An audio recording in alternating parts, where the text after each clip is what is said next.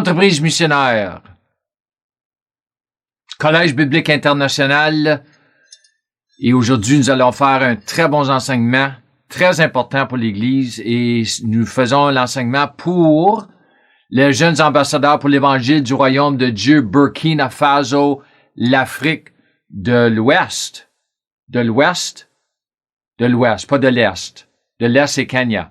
Alors, nous étions supposés de faire l'enseignement avec les frères ce matin, dimanche, sur WhatsApp. Mais ils ont coupé l'Internet à Burkina Faso. C'est pas la première fois. Alors, nous allons laisser ça comme ça pour le moment. Alors, l'enseignement aujourd'hui, j'ai jamais fait un enseignement, j'ai déjà parlé sur le sujet, mais j'ai jamais fait un enseignement spécifique concernant les réalités de l'ancienne création ou de la vieille création contre les réalités de la nouvelle création. Alors moi, j'aime mieux la vieille création, mais j'ai l'ancienne ici. C'est pas mal la même chose, synonyme, mais la vieille création s'ajuste mieux avec le terme dans le Nouveau Testament, le vieil homme. Le vieil homme. Alors, parce que la vieille création, l'ancienne création a à faire avec le vieil homme. Ceux qui sont en union avec le premier Adam. Alors, ici, j'ai marqué, c'est un sujet qui doit être bien compris par l'Église, mais ce n'est pas le cas. Même les meilleures églises, les églises vraiment qui font beaucoup de bien dans le monde, c'est vraiment pas un enseignement qui est très reconnu. Alors, en tout cas, j'ai marqué ici, la vie de foi. La vie de foi ne nie pas la vie de la vue. Non, il faut jamais nier la vie de la vue parce qu'il y a deux réalités ou deux ensembles de réalités, two realms, sur cette terre, concernant les réalités de l'ancienne création, de la vieille création, déchue, qui inclut quoi? Mammon, la maladie, la pauvreté, le péché, le crime, la corruption, toutes ces choses-là et beaucoup d'autres choses, mais il y a beaucoup dans tout cela. On pourrait vraiment déballer, mais j'essaie tout le temps de faire mes enseignements assez brefs. Alors, nous devons bâtir par-dessus mes enseignements. Alors, si j'ai marqué que vous ne pouvez pas nier leurs existences, et ensuite, nous avons les réalités de la nouvelle création qui sont liées aux réalités de la création originelle, qui sont à l'opposé des premières réalités mentionnées, les réalités de l'ancienne ou la vieille création déchue. Il se contredit. Le premier et le deuxième Adam se contredit.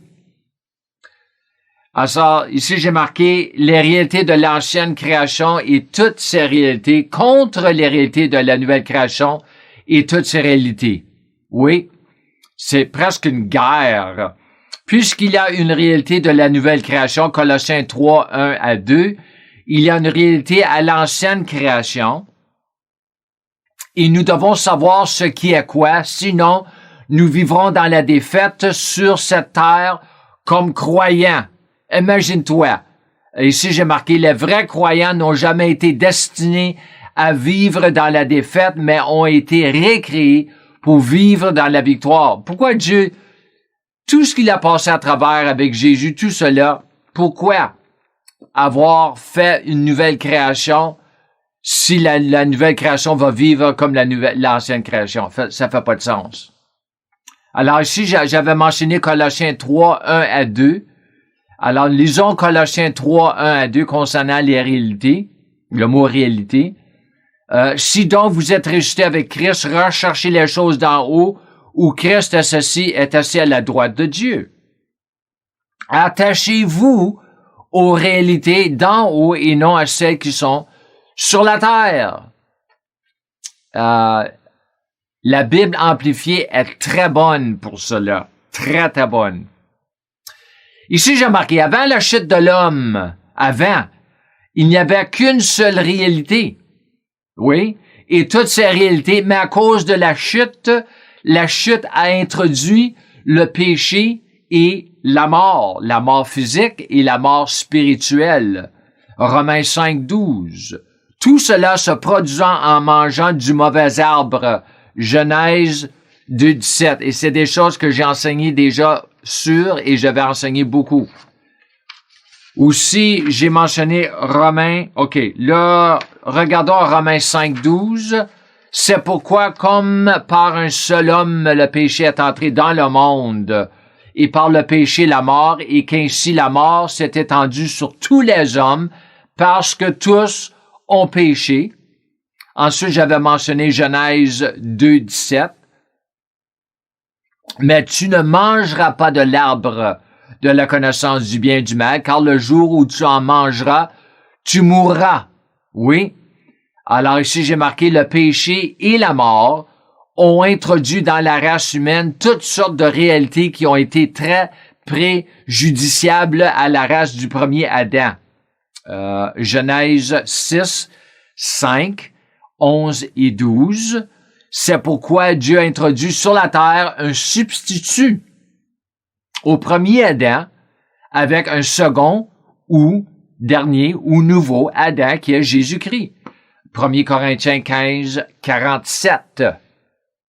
Afin d'introduire un tout nouvel ensemble de réalités concernant cette nouvelle création en contraste avec l'ancienne création et toute ses réalités. Alors, regardons Genèse 6, versets 5 et ensuite 11 et 12. L'Éternel vit que les hommes commettaient beaucoup de mal sur la terre et que toutes les pensées de leur cœur se portaient constamment et uniquement vers le mal. Ça n'a pas changé.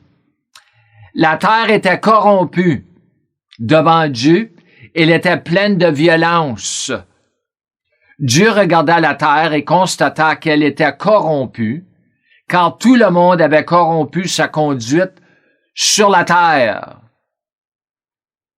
Malheureusement, ma note ici, malheureusement, les choses n'ont pas beaucoup changé ou pas du tout en ce qui concerne la corruption qui se trouve dans le cœur humain, cœur de l'homme et femme, anthropos. Non seulement dans l'Église, concernant les fausses doctrines et tout cela, même le vieil homme dans l'Église, l'impudicité, toutes ces choses-là, l'adultère, mais dans la plupart de nos gouvernements mondiaux et leurs dirigeants.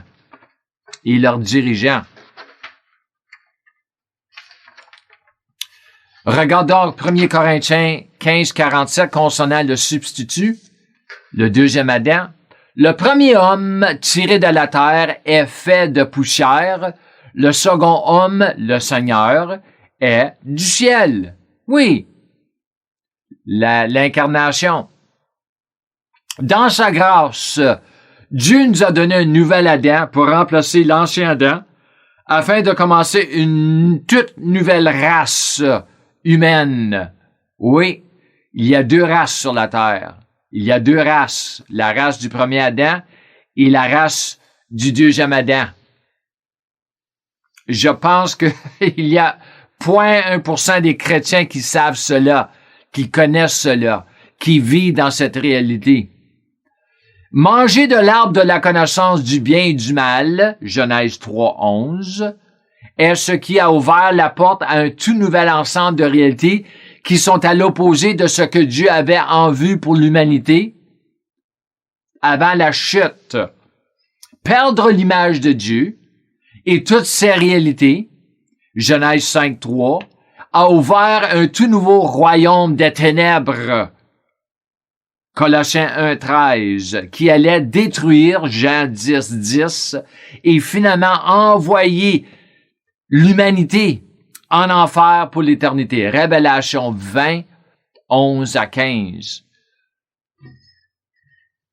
Alors, regardons les versets ici. Lisons les versets. J'ai mentionné les versets, mais nous allons les lire ici. Genèse 3, 11. Et l'Éternel Dieu dit, « Qui t'a appris que tu es nu? » Il a dit ça à Adam et Ève. « Est-ce que tu as mangé de l'arbre dont je t'avais défendu de manger? »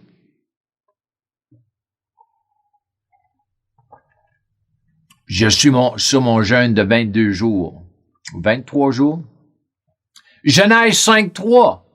Adam, âgé de 130 ans, engendra un fils à sa ressemblance selon son image. L'image à qui? À Adam dans sa chute, pas à Dieu, et non l'image de Dieu. Et il lui donna le nom de Seth.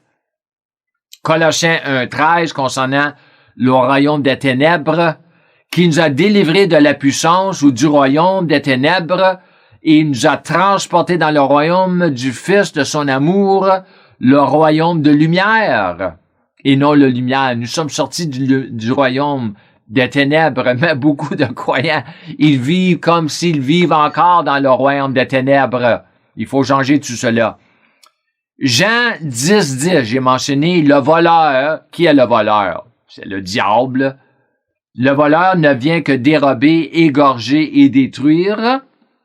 Moi, Jésus, pas moi, mais Jésus-Christ, le deuxième Adam, je suis venu afin que les brebis aient la vie et qu'elles soient dans l'abondance.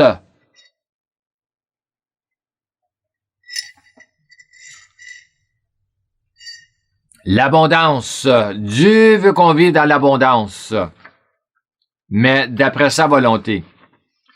L'Apocalypse concernant l'enfer. Apocalypse 20, 11 à 15. Puis je vis un grand trône blanc. Et celui qui était assis dessus, c'était pas moi certain, c'était pas eux, c'était pas les non-croyants, même les croyants, mais c'était Dieu lui-même. La terre et le ciel s'enfuient devant sa face, et il ne fut plus trouvé de place pour eux. Et je vis les morts, les grands et les petits, les morts physiquement, mais les morts spirituellement aussi, qui se tenaient devant le trône.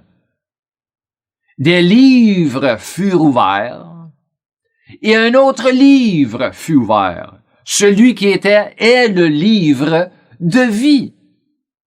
Et les morts furent jugés selon leurs œuvres, d'après ce qui était écrit dans ces livres. Ça, c'est pas bon. Mais tu récoltes ce que tu as semé sur la terre. La mer rendit les morts qui étaient en elle.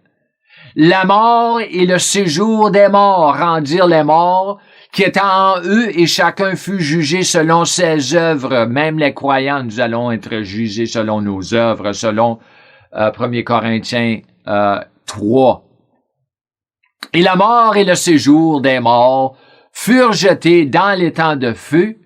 C'est la seconde mort, l'étang de feu. Quiconque ne fut pas trouvé écrit dans le livre de vie, ou leur nom écrit dans le livre de vie, fut jeté dans l'étang du feu, de feu. Alors, je vais faire une petite note ici sur verset 12. Les morts furent jugés selon leurs œuvres, d'après ce qui était écrit dans ces livres. J'ai marqué ça en parenthèse. Vous pouvez être assurés que tout ce qui est écrit dans ces livres concernant vos œuvres ont été écrits par Dieu, ce qui signifie que ce qui a été écrit ne contiendra ni mensonge, ni fausse information, mais une connaissance précise basée sur la justice et la droiture, car Dieu lui-même est juste et vertueux dans tout ce qu'il dit et tout ce qu'il fait. C'est pourquoi j'aime Dieu. J'aime Dieu de tout mon cœur, de toutes mes pensées, de toute ma force. Je l'aime parce qu'il m'a aimé, premièrement. Nous sommes entourés par ce péché et cette mort. Regardez alentour de vous. Regardez les nouvelles. La nature pécheresse, vraiment. Et les fruits de la nature pécheresse. Dans le monde entier. C'est pourquoi Dieu nous a donné l'Église, le corps du Christ, en contexte avec la Grande Commission, l'Évangile, en commençant par des versets tels que Actes 10, 38. Lisons-le. Vous savez comment Dieu a oint du Saint-Esprit et de force et de puissance Jésus de Nazareth, qui allait de lieu en lieu faisant du bien, pas du mal, mais du bien,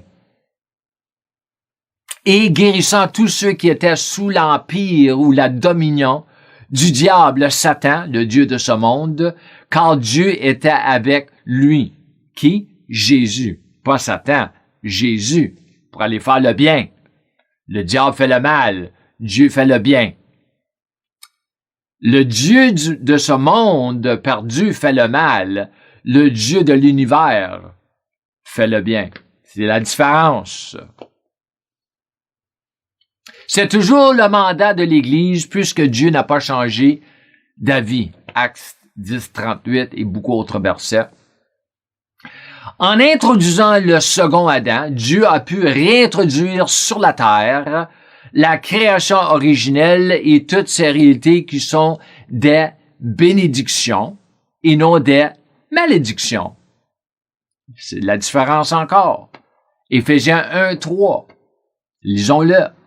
Béni soit Dieu, le Père de notre Seigneur Jésus-Christ, qui nous a bénis de toutes sortes de malédictions. Non, bénédictions spirituelles dans les lieux célestes en Christ.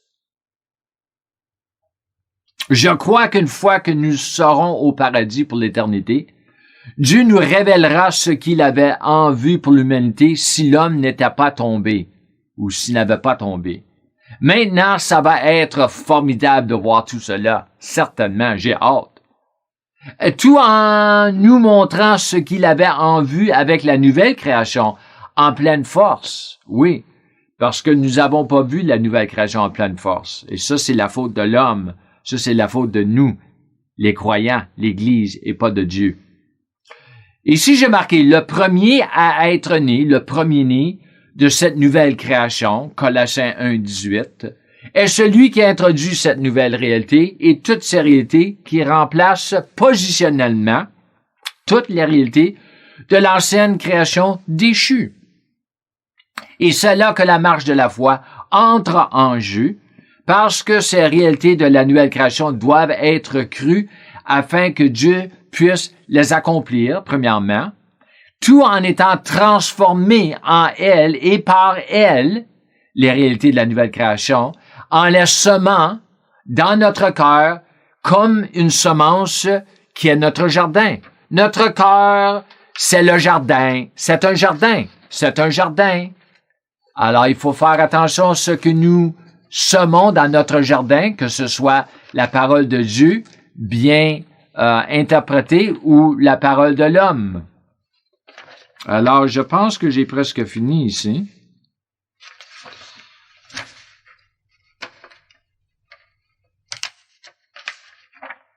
Oui. 6, 7. OK, dernière page. Jésus lui-même est celui qui nous a enseigné que nous devions semer sa parole comme une semence. Pas la mémoriser, la semer. La confesser, mais la semer. Afin d'avoir une récolte de sa parole, c'est ainsi que vous allez marcher dans la victoire. C'est la semence et la récolte de cette semence qui va nous donner la victoire. Colossiens 1, 18, concernant le premier-né. Il est la tête du corps, Jésus-Christ, le nouveau Adam, le dernier Adam. Il est la tête du corps de l'Église, il est le commencement, le premier-né d'entre les morts, afin d'être en tout le premier. Il veut être le premier dans tout ce que nous faisons.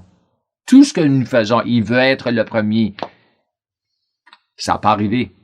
Ça n'a pas arrivé encore. En tout. Et c'est là que l'Église, dans son ensemble, le corps du Christ, l'a manqué royalement. Au cours des siècles jusqu'à maintenant. Alors, c'est pour ça que j'ai dit tout le monde, c'est l'heure de la réforme.